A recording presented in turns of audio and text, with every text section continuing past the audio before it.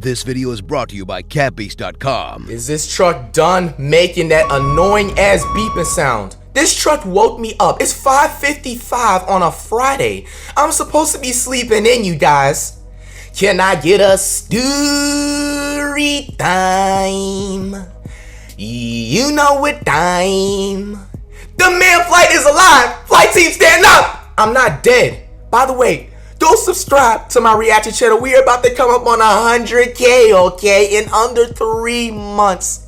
Sheds a tear. Nah. All jokes aside, man. You guys are freaking amazing. Okay, now I originally had something planned elsewhere. It's not a story time, but I was just like, man, too many people love these stories. I was just like, why not? And I'm gonna keep it 100 with you. There's two things actually. One, I've been wanting to actually tell this for the longest, but due to me, being back at home with my mom before I moved out, Lord knows, Flight did not want anybody to bust in my room because my mom would be like, oh, so you want to brag about it? It's so funny to you now? You are such a great influence, Mr. Kimani. And you should, my mom tends to always want to say my full name whenever she's mad. It's my mom. That's like the only person, maybe another one, that says my full name, and I know that I'm in trouble, okay? So that's how I know what's up. Now, second, there is going to be 2 parts to the story. If you guys want to hear the second part of this video reaches 2,000 likes, I will do that because this will end up being like 45 minutes, and I do not want to do an over 30-minute story just as of yet because there is something even better that I can do in 30 minutes. You know what I'm saying? So we're going to hold that off for future stories with that length of time. With that being said, I like to go back and retrace my steps because, like I said back in the day, I always felt like I was an invincible person. And as usual, I'm not trying to influence nobody. I always want you guys to stay on the path. If you guys do not smoke weed, if you've never done it, do not do it after watching this video because I want you guys to be as successful as you can possibly be. If you do it, I don't judge. You do whatever, live life, have fun. YOLO! Okay, that shit was so fucking corny. I probably think I lost like 500 viewers just watching this video live and in full effect. But anyway, as you guys know, I already made a story time, first time getting high. If you guys, however, missed that, it will be down below in the description. But I did start in 11th grade. My first time, I actually pulled it up on a 10th grade, pulled up on a drill, but I didn't really get high like that. But the actually getting high was in 11th grade, okay? Now, when I was first smoking, I was like the most cautious person you can possibly think. And I want you guys to also comment down below as the story goes on, where do you think I messed up in, or what time period where you think I was, okay? So we're gonna start back in 11th grade before I move myself up to when this actually happened. 11th grade, I was so careful, bro, I kid you not, I used to walk out with the biggest and1 basketball shirts. I used to have Axe spray, anything that could just keep my mom from knowing, okay? I'm originally from DC. I don't tell a lot of people this because I just consider myself from Florida. I've been down here since I was 4 or 5, so I really didn't have a chance to experience that DC life. I barely remember it even snowing, okay? But my mom and dad grew up in the hood of DC. If you guys know DC, you from DC, DC got some hood. So my mom was exposed to all that drug life at a very young age. I know she wasn't stupid. I know she wasn't, dumb slow. She knew what was up, at that time, growing up or whatever. Okay, so going across the years, it kind of started to get hot. Now, going into 12th grade, this is where I started to care a little bit less, and I was a little bit more lenient because it was my last year in high school. Now, I'm so happy because I can actually say some names in this video. Shout out to my dog, Evans. He is living his life up. I forgot what school he goes to, but he plays football at some D1 school. That used to be my main dude I used to be running plays with, burning before school or whatever. So I remember there was this one time where I feel like my mom really started to get suspicious of this shit. And it was so funny because he was like, yo, Kimani, do you think your mom is gonna know about this shit? So it was this one day in the neighborhood. It was like the middle of the 12th grade year, okay? Almost before graduation. And there's a lot of spots and cuts everywhere in that apartment complex that you can burn or whatever. So we was out in the grass open field and we was just talking, okay? And I don't know what the heck I was just going off of, bro. It was something really good, mixed up with some type of kush or what, bro. I don't know. And so I started to really get on my level. That's when Evans was telling me Kimani, I think your mom, she may be suspecting it a little bit. And I remember this is the most scariest thing because if I didn't have that quick thinking, I would have got slayed so bad. I remember because I wasn't driving at the time, he was actually driving, Evans. And so I went back to the car, bro. When I kid you not, my eyes was the most bloodshot shit I've ever seen. Now lucky I always kept my materials with me, so I had the drops, okay? Now, I actually came fresh from the barber that same day. So my mom always had a habit of just checking me out because, your man Flight be looking so cute, pulling all the badass yellow and red post with that fresh ass 360 wave haircut and a fresh line up. You guys know how I'm rocking. Sorry about that, man. I just be getting in my little zone sometimes, bro. You don't even know. So, I came home, right after turning up, and she called my name. And I had a habit back in the day, if you guys didn't catch my older photos from Instagram, or I don't have a Facebook anymore, but I used to have like the 2-3 slashes in my eyebrows on the left side. And my mom was never the biggest fan of the slashes in my eyebrows because it reminded her back up in DC with people that she knew growing up that was in gangs, and they always would have those slashes. Because I'm gonna be honest with you guys, low-key, that's kind of what it represents. That's kind of what people kind of stereotype about. I mean, you can do your own thing, I don't judge, but that's where it originates from. That's just giving you the knowledge. So I was always into that eyebrow slash. I only had it on the left side though, and so my mom hated that, bro. She was like, Kimani, always call me my full name. There's like, I think 1 or 2 people that call me my full name, and the one I do not want me calling my full name is my freaking mom, because I know every time she calls me my full name, I'm always gonna get in some shit or some trouble. It's never anything good if she calls me my first name. I don't know if you guys have anything similar to that in real life, but yeah, I just knew that from the jump. So she comes in and like she's staring at me for like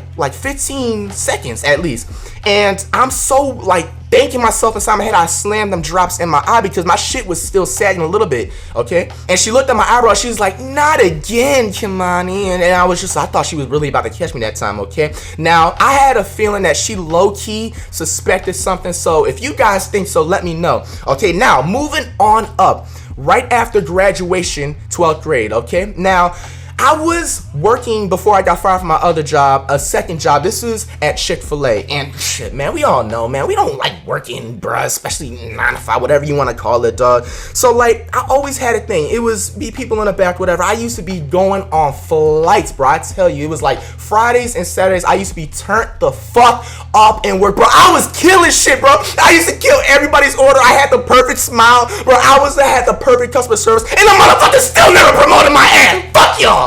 Okay, so like we were always getting into some shit like that. It was a Friday this happened on, and before, let me go trace back to Thursday, excuse me. My homeboy, can I say his name? Fuck it, Claudia. This is my homeboy, man. Shout out to him, bro. I hope he is being the most successful person out there, man. That was my boy, bro. We was always tight in the back. And he was telling me that, he's on deck or whatever. So, like, I was just like, I'm going to cop a little 10, 20. Nah, I'm going to cop a 10. That's what I was discussing in the back, okay?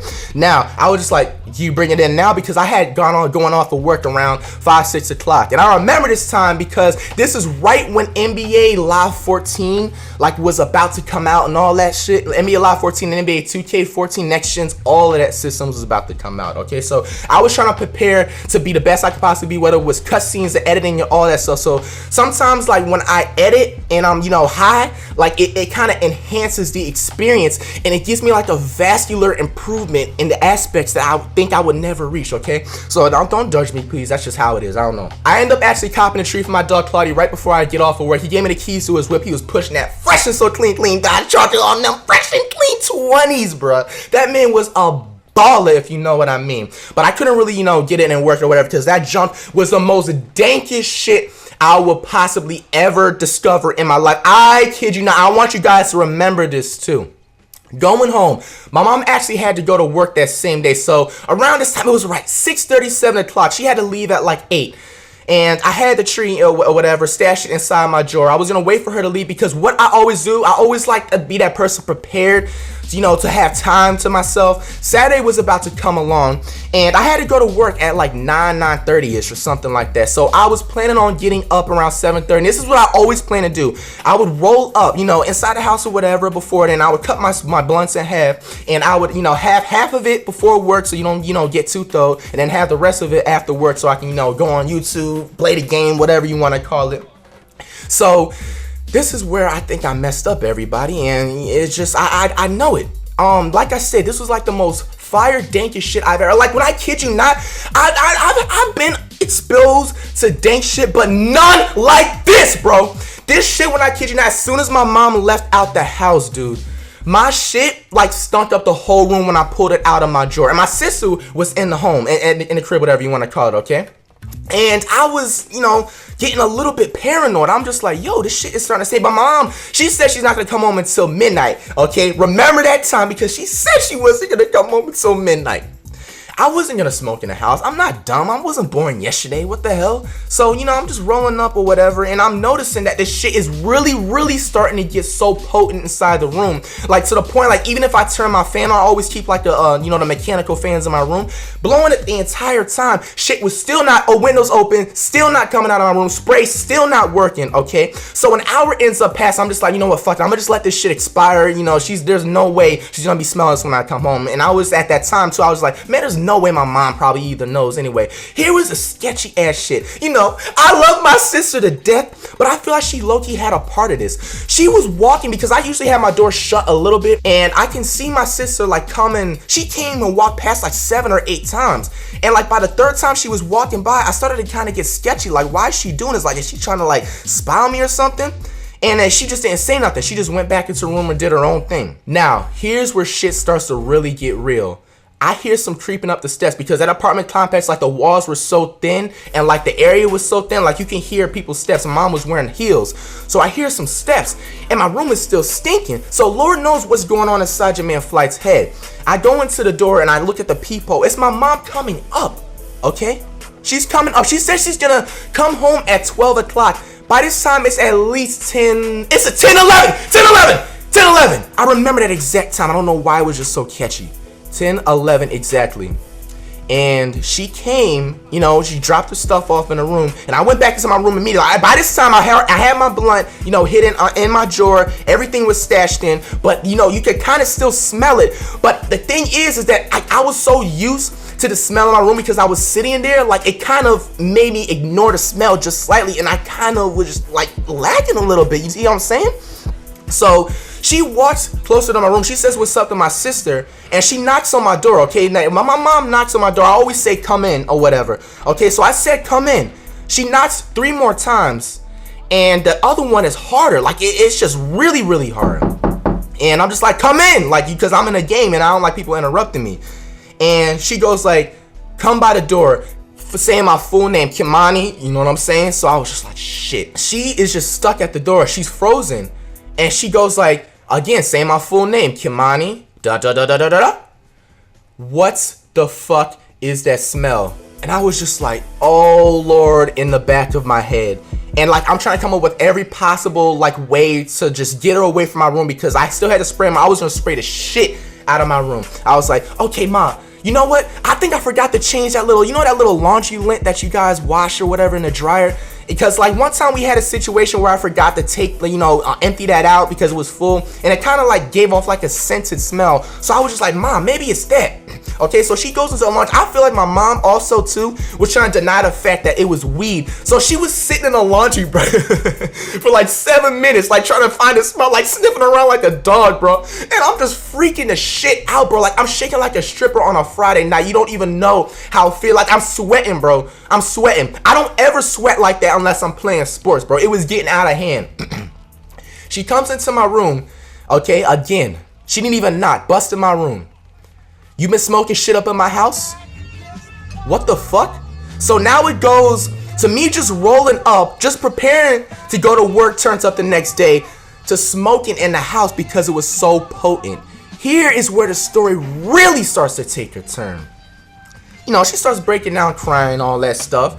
And this is a point where at this time where I really had to start getting on my grind and get out the house, because I kind of had like a time period. She was basically like, let me find out you're smoking, okay? So she starts walking around the house more. Now, she still has it in her head that I smoked in the house when she was gone. That's not what I did. I just rolled the shit up, man. And she goes like, Kimani, you say my full name once again, I will kick your black ass out this bitch so quick. And I was just like, oh my gosh.